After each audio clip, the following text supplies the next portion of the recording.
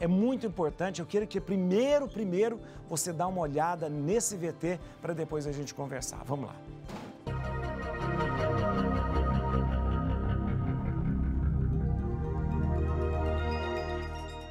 Um levantamento do Fórum Brasileiro de Segurança Pública aponta que os casos de violência envolvendo policiais civis e militares no primeiro quadrimestre de 2020 aumentou. Foram 381 mortes contra 291 ocorridas no mesmo período de 2019. O número de vítimas em confronto com a polícia cresceu 1,5% em um ano. Nos Estados Unidos, em menos de 3 meses após a morte de George Floyd, uma nova onda de protestos retomam por Jacob Blake.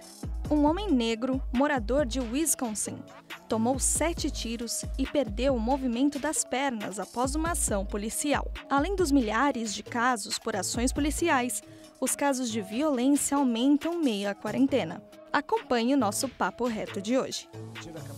Olha aí, gente, Olha, gente, o assunto é sério e a gente precisa conversar sobre isso. A gente vai falar sobre essa violência, às vezes excessiva, por parte da vigilância, por parte dos policiais. E eu tenho alegria de receber aqui na Rede Vida a doutora Bruna da Silva Kusumoto. Doutora Bruna da Silva Kusumoto é advogada, professora. E olha que interessante, antes de eu começar, a Kusumoto Sociedade de Advogados é focado em evitar o litígio, concentrado no preventivo consultivo. Foi fundado por doutora Bruna, especialista em Direito Processual Civil e Direito Civil, pela Escola Paulista de Direitos, né, o escritório para serviço personalizado para cada cliente, é muito interessante e eu queria falar com ela sobre esse assunto. Doutora Bruna, muito obrigado pela sua presença, eu me sinto lisonjeado e a gente aqui na Rede Vida também, e obrigado por a senhora dispor do seu tempo nessa tarde para a gente conversar. Seja bem-vinda. Muito obrigada, sempre uma alegria estar aqui, podendo ajudar um pouquinho e passar um pouquinho de informação para vocês. Doutora, eu vou começar a perguntar para a senhora, não sei se é uma sensação de todo mundo ou se há mais notícias, mas parece que está havendo uma força policial excedente mais do que havia antigamente. Eu não sei se é porque as notícias estão sendo mais evidenciadas ou se a gente tem o celular que de repente filma mais. O que está acontecendo? A gente está vendo muita coisa, não só nos outros países, mas aqui no Brasil também. Falando de Brasil, né, nós temos a polícia que mais mata no mundo, né, uma polícia extremamente agressiva.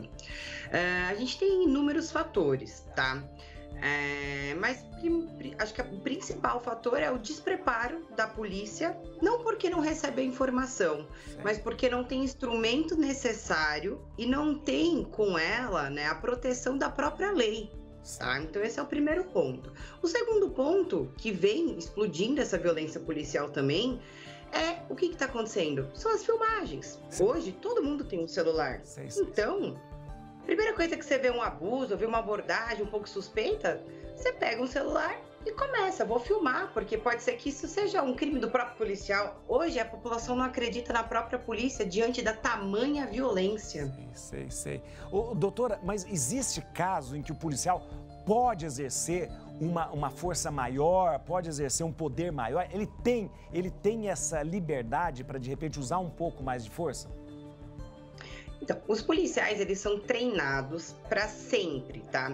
Agir com uma forma de força proporcional. Então, ele só pode agir com uma força um pouco mais agressiva se a pessoa resistir. No caso, o autor do crime ou a vítima, alguma coisa do tipo. Então, você vai lá, eu vou pedir para você parar. Você não parou? Eu vou te perseguir. Na hora que eu te paro, se você levantar a mão, o policial ele vive 24 horas em alerta. Se você levantar a mão de forma agressiva, ele pode achar que você vai dar um tiro nele. Então, assim, ele trabalha com muita surpresa, ele tem que ter uma rapidez muito rápida. E, às vezes, quando a pessoa é abordada e reage de uma forma horrível, no sentido agressiva, rápida, ao qual ativa esse escape de proteção à própria vida do policial, ele gera uma abordagem um pouco mais agressiva. Além disso, também há permissão legal para que ele faça uma abordagem agressiva se estiver diante de um tiroteio, por exemplo, se o cara estiver em fuga. Então, assim, existe uma permissão legal para ele reagir a uma ação e não para ele tomar ação de violência tá? Essa é uma grande questão que a gente tem que pontuar. O policial, ele não serve, por exemplo, ele não atira para matar, ele atira para parar o ato, tá? Então isso é bem importante. As pessoas sempre têm em mente que o policial é para atirar para matar. Não, não é. A polícia tem que atirar para parar e impedir que o ato continue. Então, para impedir que o furto continue, o roubo, a violência, mas nunca para matar. Essa não é a ideia nem o princípio da polícia. Na verdade, a senhora tocou num assunto que é importante. Existe também toda um estresse emocional do policial, né? Ele vive em contínuo estresse. Ele sai de casa, ele trabalha num meio que é muita sobrecarga às vezes de medo, de tensão, de tudo isso. Agora, isso também influencia na sua atitude diante daquela. A gente sabe que hoje, aqui em São Paulo, pelo menos, estar de farda, você já está praticamente vulnerável, porque alguém pode te abordar, alguém pode, de repente, um bandido pode te matar porque você está de farda, né? Existe essa tensão também, né?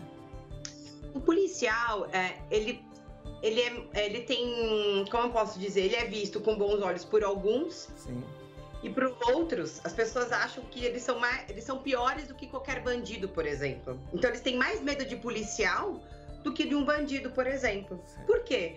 O policial, ele vive em índice altíssimo de estresse. O nível de estresse do policial é 24 horas. Quando a gente fala o policial estava de folga, o policial paisano abordou alguém, não, o policial nunca está de folga. Ele é 24 horas um policial. Esse nível de estresse também não permite que o próprio corpo, a mente descanse, porque também tem um outro ponto interessante. O policial, quando ele deveria estar de folga, ele precisa complementar a renda dele, porque, querendo ou não é uma profissão que tem uma remuneração, né, no mínimo boa, né, para o tamanho, o risco da profissão. Então, ele vai fazer bico, vai fazer segurança, ou seja, aquele momento que, em regra, foi estudado para fazer uma escala policial, para ele poder descansar, ele está trabalhando. Então, o nível de estresse dele só está subindo, ele nunca baixa. O que gera, né, reações e ações muito mais agressivas, o que não que se explique e justifique, mas é uma também das consequências, né, e causas que fazem com que o policial tome atitudes totalmente descabidas, desproporcionais. A gente tem um vídeo até é daqui a um pouquinho, né? Mas é um caso que teve sobre o rapaz que foi até preso, ele foi solto hoje até, ele foi preso e na verdade, foi abordado, foi preso injustamente. A gente vai mostrar daqui um pouquinho e eu até, a partir disso, quero fazer uma outra pergunta para a senhora, doutora. E eu só vou dar um recado, volto aqui. Vocês que estão nos acompanhando, gente, eu estou recebendo aqui a doutora Bruna da Silva Kuzumoto, advogada e professora. A gente está conversando sobre violência, a violência às vezes na abordagem, a violência às vezes que a polícia às vezes passa um pouco das medidas. E eu queria mostrar agora, doutora, a senhora me dá licença, o caso do André, do motoboy André. Ele foi preso injustamente e foi solto hoje. Agora tem algumas horas ele foi solto hoje, mas por causa de uma abordagem um pouco mais acima, uma abordagem desproporcional que eu queria perguntar para a senhora. Vamos ver primeiro ali. 2019. O número de vítimas em confronto com a polícia cresceu 1,5%. Ali é o momento hoje de manhã. Então põe de novo aí, ó. Tá com o áudio do outro, tira o áudio, eu vou falar. Isso aí foi o momento que o André foi solto hoje, faz poucas horas. Isso aí, aí, ó, poucas horas o André foi solto, ele foi abordado de forma injusta, foi preso, levado para delegacia, nem foi delegacia, eu acho que foi penitenciária mesmo, não sei, né? Foi para lá. E hoje, algumas horas atrás, ele foi solto da cadeia. Eu queria perguntar à senhora, doutora Bruna, como que é feita a abordagem? Como que deve ser feita a abordagem? O policial ele pode chegar e revistar qualquer pessoa? É assim que pode ser? Vamos lá. Qual que é a regra, tá, para uma abordagem? O policial, ele tem o direito legal de abordar as pessoas, tá? E os objetos dessas pessoas. Se essa pessoa estar transparecendo qualquer tipo de nervosismo, se eles estiverem, por exemplo, numa perseguição e suspeitarem da pessoa, ou se a pessoa estiver demonstrando qualquer tipo de crime, ato ilegal que ele possa estar cometendo, qualquer índice de existência de crime. Esse é o primeiro ponto. O policial verificou isso. O policial, ele pode descer com a arma em punho, tá? Não é para você apontar na cara, é com a arma em punho. Você pode ver que eles sempre fazem isso. Eles sempre estão aqui com a arma em punho. Até que se você vê eles parados na rua, eles estão segurando a arma, tá? Para baixo. Então, ele pode abordar. Qual é a obrigação de quem é abordado? Levantar a mão de forma leve, não fazer movimento brusco, tipo, vou pegar. Não, levanta. Ele vai perguntar para você, qual o seu nome? Tá com RG? Não é para ficar questionando o policial, do tipo, eu não fiz nada, eu sou inocente, eu sou trabalhador. Por quê? Porque, infelizmente, o policial tá ali no momento que ele não sabe quem você é. Certo? Ele não sabe se você tá armado ou não. Então, quando você começa a gritar, você atinge o quê? Você desperta o quê? A reação no policial. Sim. Que assim, eu sou autoridade, você tem que me obedecer porque eu tô aqui cumprindo a lei. A lei é manter a ordem, manter a segurança. Então, você levanta, espera, ele vai te revistar. Ele não pode abrir o seu celular e pegar a senha. Não. Ele pode te revistar, é diferente. Ele pode abrir sua bolsa, colocar a mão nos seus bolsos. Aí, ok. Tá bom, mas pegar o seu celular, olhar suas fotos, conversa de WhatsApp, não. Sim. Tá só se você autorizar. Então essa é a regra, a abordagem é essa, ele pode fazer isso. A mulher, e uma mulher para ser revistada, abordada, se for um policial homem, ele pode abordar e revistar também? Então, a regra, tá, é para que só mulheres revistem mulheres. No entanto, muitas vezes, por exemplo, você tá no Fundão de São Paulo, não tem nenhuma policial mulher no meio de uma revista, ao qual você acha drogas, você não tem como chamar uma viatura feminina para poder. Nesse caso, para você não interromper ou causar qualquer tipo de atraso na ocorrência, aí o policial pode revistar a mulher, mas a revista é algo assim, verificar se tem qualquer tipo de objeto ilícito, arma, droga, não é ficar palpando a mulher. Sim. E quem que determina no momento da abordagem que deve ser abordado? Não é o próprio policial, por exemplo. Eu vi, e quem que fala que é suspeito? Eu passei e tá com cara de suspeito. E aí ele que vai determinar assim? O policial, ele é treinado para isso, né? O policial, ele é treinado para ter leitura corporal. Então, por exemplo, muitas vezes você tá sem carta, dando um exemplo, tô sem carta dirigindo, aí você vê uma blitz. Você fica tenso, você olha, você coloca assim, ai. Então, o policial, o nosso corpo fala. E é por isso que o policial, ele é treinado para ler o corpo, se você tá mentindo ou não. E a experiência também do dia a dia do policial faz com que ele faça essa leitura corporal também das pessoas, de qualquer tipo de cidadão. Lógico, existe erro? Lógico que existe. Claro. Né? Mas a possibilidade de abordar e analisar é o policial que decide. Mas, doutora, eu vou dizer, como que a gente vive é muito complicado você saber quem não é, quem tem cara, quem não tem cara. A gente tem tido muitos casos, infelizmente, né, justamente das pessoas que a pessoa negra, ela passa a ser quase que mais visada por uma abordagem. Peraí, existe alguma coisa que está errada nessa situação, né? Infelizmente, 53% das pessoas negras, né, 53% da nossa população é negro, pardo. E não falo infelizmente no sentido de por quê, né? Infelizmente, porque as pessoas olham para um negro diante de uma visão bem antepassada, com aquela ideia de que negro é sinônimo de pobreza, negro é sinônimo de falta de educação. Cara, da onde surge isso, né? A gente se pergunta por quê? Porque o racismo ainda tá dentro do brasileiro, do ser humano, entendeu? E, infelizmente, é algo inconsciente, padre. Muitas vezes a gente fala, não, eu não sou racista. Aí você fala, é por dentro, a nossa educação. Muitas vezes a gente ouviu alguma piada e, assim, a gente não percebe. Só que os nossos atos refletem, o ato de um policial reflete nisso. Quando você olha um negro na beira, por exemplo, de uma periferia, tá fazendo o que aí? Entendeu? Você já olha com outro olhar. Isso, infelizmente, é atingido pela população, sim, negra. Doutora, na verdade, tem uma repercussão muito boa, tudo que a senhora está falando, tudo que está trazendo, a gente está sentindo pela participação das pessoas, elas são esclarecedoras mesmo, tudo que a senhora traz aqui é muito importante. Agora, quanto a nós, diante dessa situação, a abordagem policial, ela pode acontecer com qualquer pessoa e a gente deve saber que, como cidadão, eu vou ficar quieto, vou deixar com que ele faça o trabalho dele para que tudo corra bem. É assim que tem que ser feito. Nada de dar carteirada, nada de dizer, eu sou o juiz fulano de tal, eu sou não sei o quê, eu sou padre. Se for padre, devia estar fazendo melhor, né? Então, nada disso. Ou seja, eu sou o cidadão naquele momento que vou me colocar à disposição de uma autoridade, né? Sim, a abordagem você tem que se comportar porque o policial, ele tá querendo colocar a ordem e a segurança de toda a população, não é só a sua. Lógico que você gera um constrangimento para quem é abordado, não tenha dúvida que gera um constrangimento, tá? Mas aquilo é o nome de um bem maior, que é você simplesmente cuidar da segurança. Então essa é a ideia. E assim, quando qualquer tipo de abuso ocorrer, tá? Não adianta você falar, olha, o que você tá fazendo, eu vou te processar, eu vou lá na corregedoria. Não fale nada. Termine, deixe ele fazer o que ele tá fazendo. Se você não ficou satisfeito, pega o número da viatura, pega o nome do soldado, capitão, do guarda que te parou, vá até a delegacia, faça ou denúncia no 180, também diz que denúncia, pode fazer também a denúncia, porque a corregedoria, ela é uma corregedoria que é pesada sim, tá? Elas fiscalizam sim. Pode ser demorado? Pode ser demorado, porque existem inúmeros processos.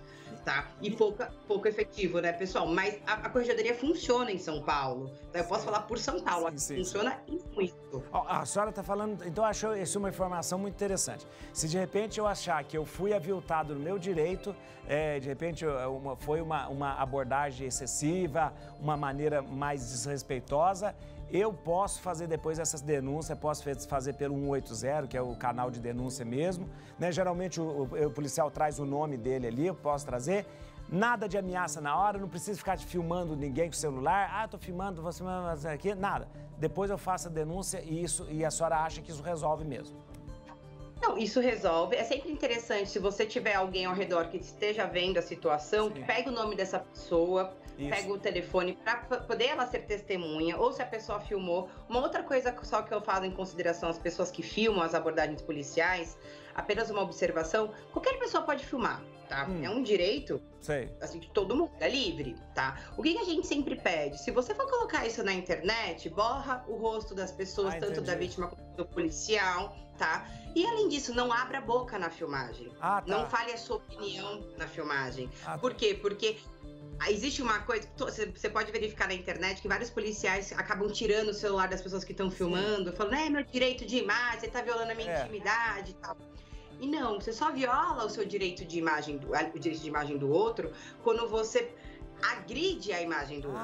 Então, se ele tá cometendo algum erro, ele simplesmente eu tô pegando um fato. Eu não tô pontuando, olha, ele é corrupto, ele é agressor. Não. Eu fico quieta, eu filmo e vou lá e tá aqui a imagem. Não corte, também não edite, tá aqui a imagem pura da ação. E é isso que assim isso vira prova em processo da corregedoria administrativa contra policiais também. Doutora, muito bom, muito bom. Eu queria que a senhora voltasse um dia pra gente falar sobre esse negócio de imagem, filmar, direito de imagem, uma coisa interessante pra gente conversar sobre isso. Eu quero agradecer a senhora, muito obrigado, doutora Bruna da Silva Kuzumoto, advogada, professora, né, da Kuzumoto Sociedade Advogada. Tem olha ali, ó. Pera, eu quero ler o Instagram, né? Tem aqui, tô querendo ler, tá aqui. É o Instagram, Kuzumoto Advogados, pode seguir no Instagram. O telefone, eu posso dar o telefone aqui, doutora? É 0 operadora 11 2295 2993. E também nós temos aqui o site kuzumotoadvogados.com.br. kuzumotoadvogados.com.br. Muito obrigado, doutora. Foi muito proveitosa a nossa conversa aqui. Obrigado, senhora, viu? Muito obrigado. Olha que beleza, gente. Isso é muito importante de saber, porque de repente a gente também fica dizendo que os policiais são violentos e tal, mas a gente às vezes pode usar de violência também. A gente, às vezes, a maneira com que a gente aborda, com que a gente fala, com que a gente diz para ele, que a gente chama ele de corrupto, a gente pode estar sendo violento também, a gente pode estar sendo. Então, cuidado com isso, né? E não podemos generalizar, dizer todo policial faz isso, todo policial faz... Não, né? Às vezes a gente vai ser abordado a gente fica meio constrangido e a gente quer... Eu já fui abordado na moto, eu já fui abordado na moto. A gente tem que tirar o capacete, e cala a boca. Tem que ficar falando, não. Tem que ficar falando nada, não. A gente fica, cala a boca, fica... Ai, sim, senhor. Né? Pronto, não adianta, né? Não adianta. Já fui abordado e estava sem carteira ainda por cima, né? Nossa, estava sem carteira. Aí, olha pra você ver. E coitado, ele tinha razão. Quase eu vou pro distrito, mas não foi não.